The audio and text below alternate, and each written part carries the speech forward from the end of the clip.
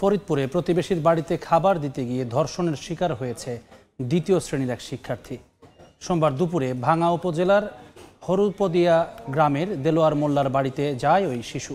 এ সময় ঘর আটকে পাশবিক নির্যাতন চালায় 52 বছর বয়সী দেলোয়ার। এতে অসুস্থ হয়ে পড়ে ওই শিশু। স্বজনরা খোঁজাখুঁজি শুরু করলে ভয়ভীতি দেখিয়ে ছেড়ে দেওয়া হয়।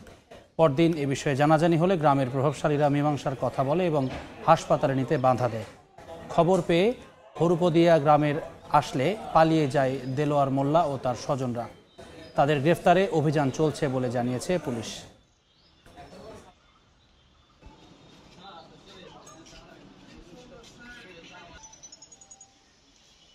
ইতিমধ্যে আমাদের যে ফর্মালিটিস, ভিকটিমকে ডাক্তারি পরীক্ষা, বয়স নির্ধারণ, অ্যাজ ইউজুয়াল যে ফর্মালিটিগুলো আছে আমাদের, সেইগুলো আমরা করার জন্য ফরিদপুর মেডিকেল কলেজ হসপিটালে পাঠানো হয়েছে এবং আসামি পলাতক থাকে, তাকে গ্রেপ্তারের চেষ্টা করা হচ্ছে।